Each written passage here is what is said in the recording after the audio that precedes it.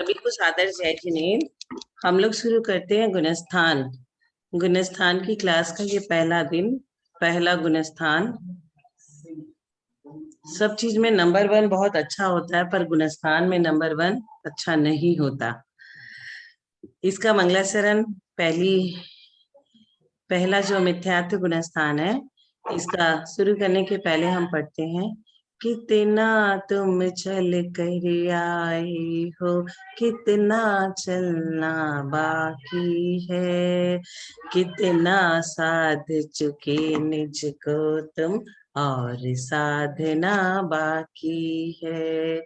मोह योग को कितना छोड़ा, कितनी यात्रा तय करना, गुणस्थान 14 पर चढ़कर सिद्ध शिला तक है बढ़ना। गुणस्थान आखिर क्या है? गुणस्थान साधक के लिए मील के पत्थर की सदृश है, जिससे साधक को इस बात का बोध रहे कि वह अपनी मंजिल के किसी पड़ाव पर है। किस पड़ाव पे है उसे पता चलना चाहिए। गंतव्य की दूरी कितनी है। इस साधना पद्धति के बिना साधक को उसकी साधना में कभी भी सफलता नहीं मिल सकती। कोई भी साधक जो साधना करता है वह किस गुण स्थान में है और कितने में उसे जाना है, कहाँ तक उसका लास्ट पड़ाव है। यदि हम इस साधना पद्धति पर अनुगमन करें तो किसी भी क्षण अपूर्व अलौकिक घटना घट सकती है। कभी साधक विशुद्धि बढ़ाकर उत्तरोत्तर गुण स्थान को प्राप्त करता है, तो कभी विशुद्धि को घटाकर नीचे के गुण स्थान को प्राप्त करता है। साधक के परिणामों में उतार चढ़ाव के इस परिवर्तन का नाम गुणस्थान है।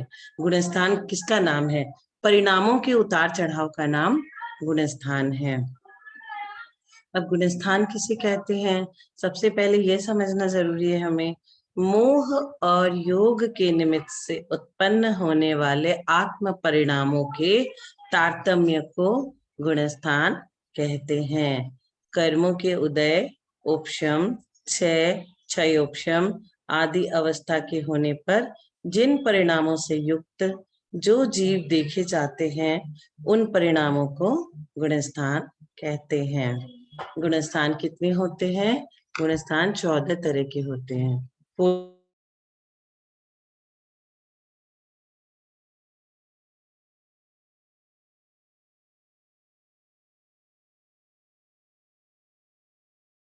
चौदह गुणस्थान कौन कौन से होते हैं? पहला गुणस्थान मिथ्यात्व का, दूसरा साशादन, तीसरा मिस, धीरे धीरे बोले, मैं लिख लेती हूँ मैं। हाँ, पहला गुणस्थान मिथ्यात्व का होता है। मिथ्यात्व, हाँ। दूसरा गुणस्थान सासाधन का होता है। साधन, हाँ। और तीसरा गुणस्थान मिश्र गुणस्थान है। हाँ, मिश्र। और चौथा गुणस्थान अविरत सम्यक दृष्टि है। वह जीव सम्यक दृष्टि तो है, लेकिन अभी व्रत नहीं लिया उसने। अविरत सम्यक दृष्टि। ये हाँ। 4 गुणस्थान तो हमें याद होने ही चाहिए। मिथ्यात्व, साशादन, मिश्र, अविरत सम्यक दृष्टि। अविरत क्यों है? मतलब व्रत नहीं लिया उसने, अविरत। और सम्यक दृष्टि है वो जीव, मिथ्यात्व में नहीं है, लेकिन उसने व्रत नहीं लिया अभी तक, तो वह अविरत है। अब पांचवा गुणस्थान क्या है? पांचवा गुणस्थान है देश विरत। देश विरत। पांचवा गुणस्थान किनका होता है? जो माताजी वगैरह होती है, आरिका, चुल्लक, शुल्लिका, प्रतिमा धारी। महाराज जी का गुणस्थान छठा सातवां तक जाता है। अब कौन किस समय किस गुणस्थान में है, ये केवली गम्य विषय है। हम लोग तो उत्कृष्ट, जगन्य और मध्यम 3 होता है ना, उसमें उत्कृष्ट स्थिति क्या हो सकती है मुनिराजों की? सातवां मान लेते हैं। छठा कौन सा है? छठा गुणस्थान, पांचवा देश विरत हुआ, छठा हुआ प्रमत विरत, प्रमत, हाँ। सातवां अप्रमत विरत। सातवां ना? हाँ, प्रमत विरत। 8वां अपूर्वकरण,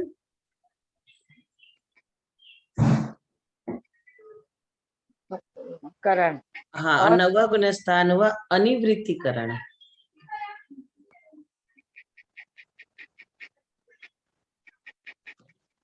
और 10वां सूक्ष्म सांप्राय। सूक्ष्म मतलब क्या होता है? सूक्ष्म सांप्राय। हाँ, हाँ, 10वां सूक्ष्म सांप्राय। हाँ, सूक्ष्म सांप्राय। सांप्राय मतलब क्या होता है? सांप्राय सूक्ष्म मतलब जो सूक्ष्म होते हैं ना, सूक्ष्म। सूक्ष्म माने छोटा और सांप्राय माने कसाय। ऐसा है, हाँ। और 11वां? पहले सूक्ष्म सांप्राय को थोड़ा ध्यान दे लीजिए। अच्छा, सूक्ष्म सांप्राय मतलब क्या होता है? मतलब सूक्ष्म कसाय, जो छोटे छोटे कसाय होते हैं ना। हाँ, वहां से कसाय बहुत कम हो जाती है, लेकिन सूक्ष्म रूप से रहती है थोड़ी सी। कसाय, अच्छा, हाँ, 10वें में कम हो जाती है। 10वें में सूक्ष्म सांप्राय है। हाँ, तो उसमें कसाय कम हो जाती है ना। हाँ, अब 11वें में उपशांत मोह। शांत, उपशांत उपशांत मोह। मोह। हम्म। अच्छा, हाँ। 12वें में, 11वें में उपशांत मोह, मोह रहता है अभी 11वां में। हाँ। और 12वां आ गया तो क्षीण मोह। सब चीज क्षीण हो गया, मोह भी क्षीण हो गया। 12वां गुणस्थान क्षीण मोह। हाँ, 12वां से 13वां में जाएंगे संयोग केवली। संयोग केवली। और 14वां फुल एंड फाइनल अयोग केवली। संयोग केवली सिद्धि। एकदम पूरा सिद्ध हो गए। तो हाँ, ये हो गए 14 गुणस्थान। हाँ, तो हम लोग का अभी क्या है ना, पंचम काल है। पंचम काल में कोई भी मुनिरा 7वें गुणस्थान के पहले भाग से ऊपर जा ही नहीं सकते। और स्त्रियां चाहे स्त्रियां चाहे प्रतिमा धारण कर ले, या फिर वो माता जी बन जाए, या फिर वो दीदी बन के प्रतिमा धारण करके 10-11 प्रतिमा ले ले, हाँ। तो भी वो 5वें गुणस्थान से ऊपर नहीं उठ सकते। पंचम काल में ना, अभी पंचम काल है इसके लिए। पंचम काल हो या कोई भी काल हो, स्त्रियों का गुणस्थान 5वां से ऊपर होता ही नहीं। और अरे, पुरुष वर्ग जो है, दिगंबर अवस्था धारण किए बिना 5वां गुण स्थान ही रहता है। जैसे एलेक जी है, शुलक जी है, उनके पास सबका 5वां गुण। लंगोटी है, कपड़ा है, परिग्रह है ना उनके पास, हाँ, तो उनका 5वां ही गुण स्थान रहेगा। जब तक नग्न दिगंबर अवस्था नहीं होगी ना, किसी का भी गुणस्थान 5 से ऊपर बढ़ नहीं सकता। तो खाली मुनियों का होगा, पुरुष वर्ग में, लेडीज का यस, तो। यस। तो बहुत अच्छा समझाया आपने। गुणस्थान किनके होते हैं? गुणस्थान संसारी जीवों के होते हैं, मुक्त जीवों के गुणस्थान नहीं है। अब जो जीव मुक्ति हो गया, सिद्ध हो गया, उसका अब गुणस्थान क्या? वो तो मुक्त हो गया। जो हाँ, संसारी जीव है ना, सब जीव कोई ना कोई गुणस्थान में निश्चित ही निश्चित रहेंगे।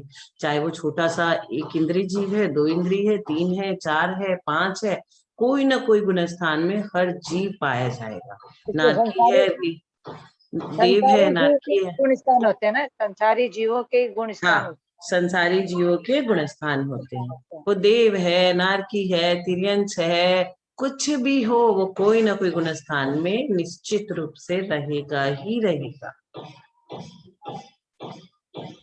क्या सभी संसारी जीव गुणस्थान में ही पाए जाते हैं? यस, सभी संसारी जीव गुणस्थान में पाए जाते हैं। ऐसा कोई भी संसारी जीव नहीं है जो प्रथम गुणस्थान से 14 गुणस्थान में से किसी न किसी गुणस्थान में ना पाया जाए। वो डेफिनेटली, जैसे हम पढ़ाई करते हैं तो कोई अनपढ़ होता है, कोई पढ़ाई करता है, तो पढ़ाई करने वाले क्लास 1, 2, 3, 4 किसी न किसी में रहेंगे। लेकिन जो पढ़ नहीं रहे हैं वो तो किसी भी क्लास में नहीं है। लेकिन गुणस्थान ऐसी चीज है जो हर संसारी जीव कोई ना कोई गुणस्थान के अंदर जरूर पाए जाएंगे, चाहे उनका गुणस्थान पहला हो, चाहे दूसरा हो, चाहे तीसरा हो, चाहे चौथा हो। डेफिनेट है, उसके बिना कोई जीव, संसारी जीव रह ही नहीं सकता। हाँ, अब हम शुरू करेंगे पहला गुणस्थान। अभी तो थोड़ा सा भूमिका है ये। अब पहला जो मिथ्यात्व गुणस्थान है, उसके बारे में हम शुरू करते हैं। ज्वर से पीड़ित रोगी को ज्यों मिष्ट बुरा ही लगता है, मिथ्या दृष्टि जीवों को त्यों तत्व ज्ञान ना रुचता है। आत्म तत्व श्रद्धान बिना जो तन को ही आत्म माने, उन जीवों का गुण स्थान ही प्रथम रहा बुद्ध जन जाने।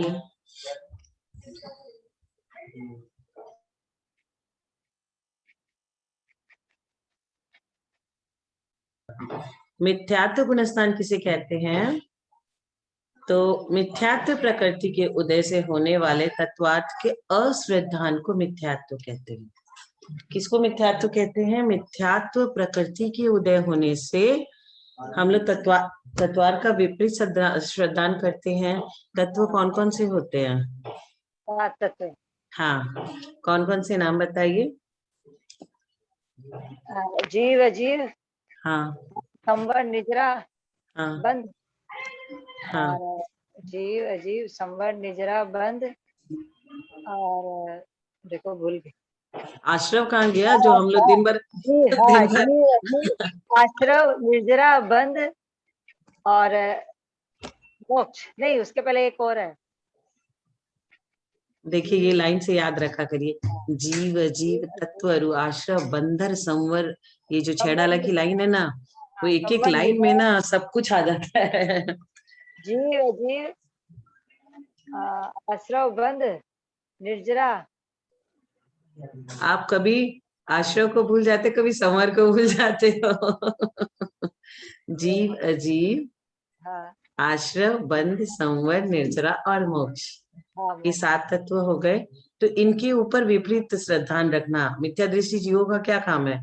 मिथ्यात्व प्रकृति के उदय से होने वाले तत्वार्थ के अश्रद्धान को मिथ्यात्व कहते हैं।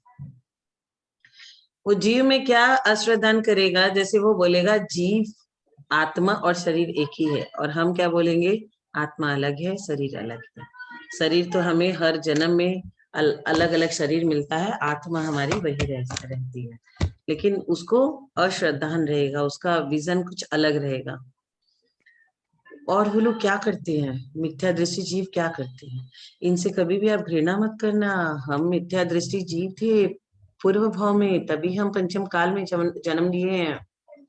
पंचम काल में नियम से मिथ्या दृष्टि जीव ही पैदा होते हैं। तो इस हाँ काल में जितने भी जीव आप देख रहे हो ना, वो पिछले जन्म में मिथ्या दृष्टि ही थे, हाँ सारे के सारे। तो मिथ्यात्व प्रकृति के उदय से, और हम कब किस समय मिथ्यात्व में चले जाएं? हम तो अनादि काल से आ रहे हैं ना। हम जब आदिनाथ प्रभु थे तभी भी थे और अभी भी है। इस बात का हम चिंतन करें तो हमें डर लग जाता है। हम काल का दोष देते, पंचम काल है, लेकिन हम चतुर्थ काल में भी थे। हम तीसरे काल में आदिनाथ प्रभु को जब मोक्ष हो रहा था ना, वहां पे भी बैठे हुए थे किसी न किसी पर्याय में। तो काल को कभी दोष नहीं देना कि ये काल चल रहा है, वो काल चल रहा है। दोष हमारा है कि हम मिथ्यात्व में रुले हुए हैं और पंच परावर्तन अपना कराते जा रहे हैं। तो जैसे मिथ्यात्व गुण स्थान का पहला जैसे क्या लिखो? मिथ्यात्व आपने हम्म पहले आपने बोला था ना, पहले मिथ्यात्व गुण स्थान है पहला। तो मिथ्यात्व गुण स्थान किसके होता है? 7 तत्वों के। अश्रद्धान में, तत्वों के ऊपर उनका अश्रद्धान रहता है। जैसे हमारा श्रद्धान है, जीव क्या है हम उसको ही जीव बोलेंगे, अजीव क्या है हम उसी को अजीव बोलेंगे।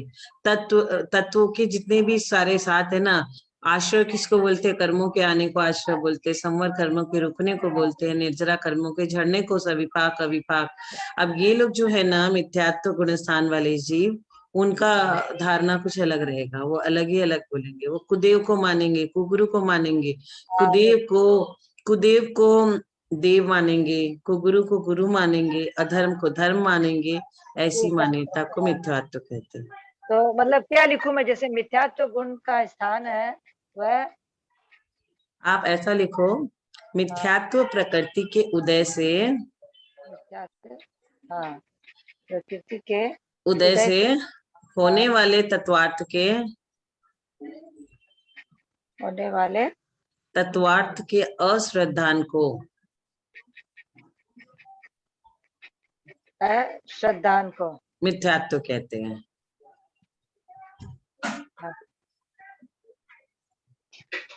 तो उसमें क्या वो लोग क्या करता है, जो जीव अजीव आश्रय बंध संबंध निर्जरा मोक्ष जो है ना, उसमें वो बोलेगा मोक्ष, स्वर्ग को ही मोक्ष कह देगा, हाँ भाई स्वर्ग चला गया, हमका मोक्ष हो गया। अब मोक्ष तो सिद्धालय में जाने को ही मोक्ष कहते हैं ना। हाँ और आश्रय हम मानते हैं आश्रय हमारा हर पल आश्रय हो रहा है, हर क्षण आश्रय हो रहा है कर्मों का। लेकिन वो बोलेगा नहीं, ऐसा नहीं है। तो वो अश्रद्धान करेगा, जो तत्व लिखे हुए हैं जिनके लिए। अश्रद्धान को मिथ्यात्व कहते हैं। हाँ मिथ्यात्व मतलब किसी के उदय से होने वाले हाँ तत्व के अश्रद्धान को मिथ्यात्व कहते हैं। हाँ। और जीव का डेफिनेशन क्या है, जो जानता है, जो जानना और देखना, जीव किसे कहते हैं? जो जानना देखना सब चीज करता है, जीव किसे कहते हैं? पुद्गल जो है, जिसमें रूप रस गंध वर्ण इन सब हो, स्पर्श कर सकते हैं हम उसे, छू सकते हैं हम उसे, ये सब तो अजीब है ना। हाँ तो इन सबको वो अलग ही डेफिनेशन मानेगा, और कुदेव को अपना देव मानेगा, कुगुरु को गुरु मानेगा, और अधर्म को धर्म कहेगा। ये सारे कहने वाले मिथ्यात्व गुण स्थान में जाएंगे। तो मिथ्यात्व गुण स्थान की विशेषता भी बता देती हूँ कि क्या क्या विशेषता है। मिथ्या दृष्टि जीव शरीर और आत्मा को एक ही मानता है। वो बोलेगा मेरा शरीर और मेरी आत्मा में एक ही हूँ। और हम क्या बोलेंगे, आत्मा मेरी शुद्ध है, बुद्ध है, सोहम, आत्मा मेरी सिद्ध बनने वाली है, और शरीर तो हमारा पुद्गल है। मिथ्या दृष्टि जीव क्या बोलेगा? मिथ्या दृष्टि जीव शरीर और आत्मा को एक ही हाँ मानेगा। हाँ हाँ। और उसको तत्व संबंधी विवेक रहेगा ही नहीं कि आश्रय कौन है, बंध क्या है, संवर क्या है, निर्जरा क्या है, कुछ नहीं समझेगा वो। क्योंकि आपके घर में भी कुछ ऐसे लोग होंगे जो क्या करते हैं, धर्म के प्रति श्रद्धा नहीं रहता है जिनका, और मंदिर नहीं जाएंगे कभी भी, और बोलेंगे अरे भगवान क्या है, पत्थर की मूर्ति है, वो कुछ भी बोल देंगे। वो उनके जो मन में आएगा वो वही बोल देंगे। तो मिथ्या दृष्टि जीव को विवेक नहीं होता तत्वों के संबंध में। और मिथ्या दृष्टि जीव भव्य भी हो सकते हैं, अभव्य भी हो सकते हैं। जरूरी नहीं कि वो अभव्य हो या भव्य ही हो, क्योंकि भव्य जीव जो है वो कभी अभव्य नहीं होता, और अभव्य जीव कभी भव्य नहीं हो सकता। लेकिन मिथ्या दृष्टि जीव सम्यक दृष्टि बन सकता है। भव्य भव्य दोनों हो सकते दोनों ही हो सकता है। और चारों गति में ये जन्म लेते हैं।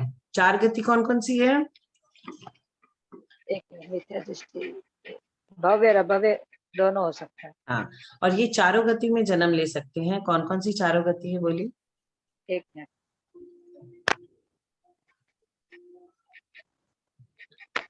देव गति, नरक गति, मनुष्य गति और तिर्यंच गति। चारों गति में ये जीव जन्म ले सकते हैं। और ये मंद कसाय की वजह से पता है आपको, 90 ग्रेवक तक जा सकते हैं।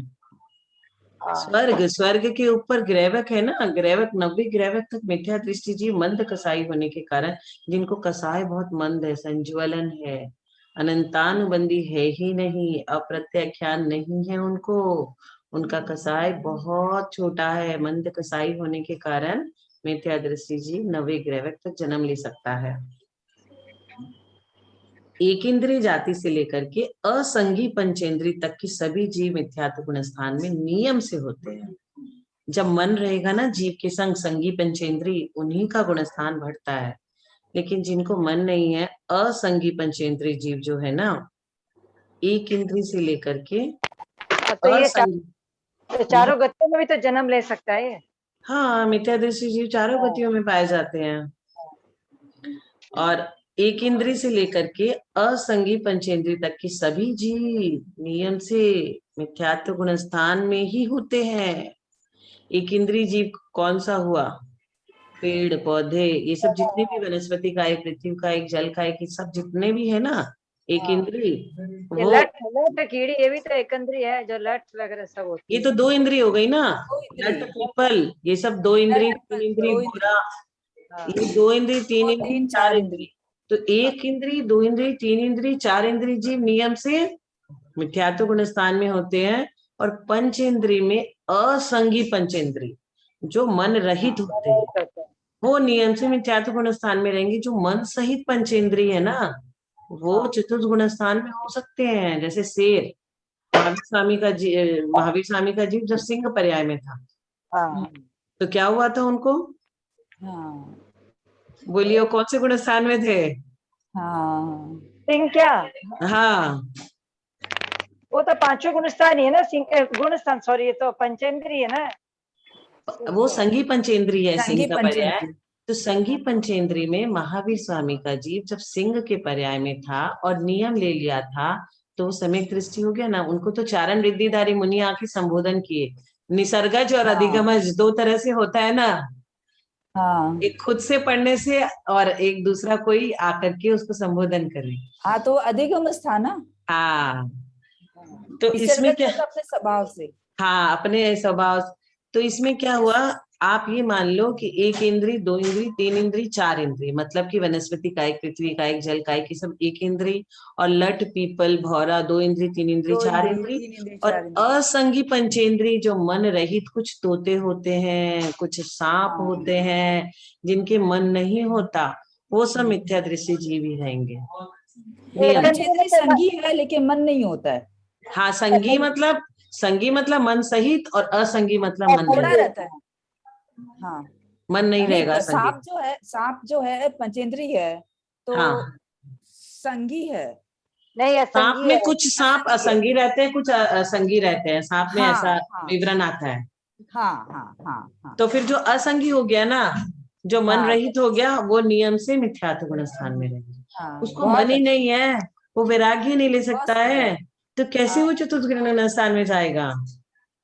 तो ये आप मान के चलो कि ये 1 से लेके 4 तक पूरे मिथ्यात्व होगा, और 5 पंच इंद्रिय जीव जब मन नहीं होगा तो वो भी मिथ्या हाँ, दृष्टि तो जीव मिथ्यात्व गुण स्थान में होगा। एक से लेके चार इंद्रिय सारे मिथ्या दृष्टि जी। यस। अब लोक का कोई ऐसा कोना, कोई स्थान नहीं है जहाँ मिथ्या दृष्टि जीव नहीं रहते हैं। हर कोने में, सिद्धालय में भी निगोदिया जीव है,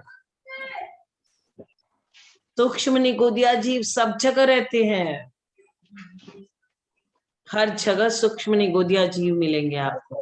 चार और इंद्रिय और ये पंचेंद्रिय में असंगी है जो है वो मिथ्या दृष्टि भी है। हाँ, पंचेंद्रिय में असंगी मिथ्या दृष्टि, और संगी जो जीव है उसमें तो फिर देखना पड़ेगा। जो अपना सच्चे देव सास गुरु के प्रति श्रद्धान सच्चा रखता है, इसमें क्या आया, कुदेव कुगुरु और कुधर्म को मानता है, तो जब धर्मात्मा है। कुछ लोग देखते हैं ना, जंगल वाले बाबा जब थे हमारे, तो उनके सारे चारों तरफ जानवर लोग बैठे रहते थे, तो उनको कितना वो धर्म कर रहे हैं, उनका गुणस्थान चतुर्थ हो सकता है, क्योंकि वो धर्मात्मा है, उनको गुरु मान के रखे हैं, और एकदम उनके आगे पीछे घूम रहे हैं। आप देखा करो, जितने भी जानवर है ना, जैसे मुनिराज एकदम तपस्या में लीन रहते हैं ना, उनको कुछ नहीं बिगाड़ते। चैतन्य चिन्मय सागर जी थे ना, उनके पास हमेशा हिरन बैठा रहता था। उन्हीं का तो एग्जाम्पल बोल रहे हैं, जंगल वाले बाबा, उन्हीं का तो नाम हाँ है। हाँ, जंगल वाले पापा उन्हीं को तो कहते हाँ हैं। हाँ, चिन्मय सागर जी बराबर। वो जंगल वाले उन्हीं के बाबा को गाड़ी से तो जंगल में पारिक ना, चैनल चालू हुआ। जितने भी आदिवासी है ना, सबके घर में जंगल वाले बाबा चिन्मय सागर जी की फोटो मिलेगी, और किसी महाराज गुरु की नहीं मिले तो नहीं मिली। हाँ, तो उनको सब जानवर लोग ऐसे बैठे रहते थे उसके उनके उनका तो पास। बहुत देखा, टीवी में आता था, जैसे हमेशा हिरन तो उनको मतलब पूरा अपने जीभ से पूरा टच करता रहता था पूरा, जैसे वो स्वाध्याय करते थे अपने जंगल में बैठे रहते थे, तब हमेशा हिरन को तो हमेशा देखा, टीवी में दिखाया था। अब सोचिए आप कि ये जो संगी पंचेंद्री जीव है वो धर्म करे और उनका गुरु गुरु नहीं हो, तो चतुर्थ गुण स्थान में आ जाएगा ना वो। अब आप हाँ सोचोगे कि बार बार दूसरा तीसरा क्यों नहीं बोल रही, चतुर्थी क्यों बोल रही है, क्योंकि दूसरा गुण स्थान जो है ना, वो तो साधन है, उसका पीरियड बहुत छोटा होता है। जैसे नारियल गिरा पेड़ से, अब नीचे आएगा तब तक की जो दूरी वो तय कर रहा है, बस उतना ही रहता है उसका पीरियड, उससे ज्यादा नहीं।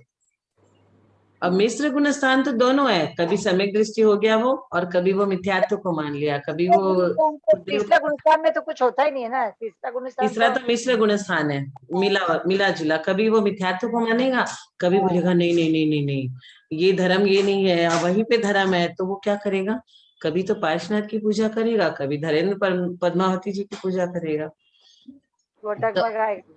तो डगमगा जाएगा। ये मिथ्यात्व जो मिश्र गुण स्थान है ना, उसमें अपने बहुत सारे लोग लोग हैं, वो क्या करते हैं, वो सोचते हैं कि पैसा मिलेगा, लक्ष्मी जी को मानो, ऐसा करके वो डगमगाते रहते हैं। वो क्या वो है, जब सारे रास्ते बंद हो जाते तब मिश्र गुस्तान होते हैं। देखते हैं कि अपने जैन धर्म में सब रास्ते, ये पंचम काल है, सब रास्ते बंद हो गए, तो हाँ दूसरे धर्म में चले जाते हैं, वो मिश्र गुस्तान ही, और क्या। एकदम वही बात है।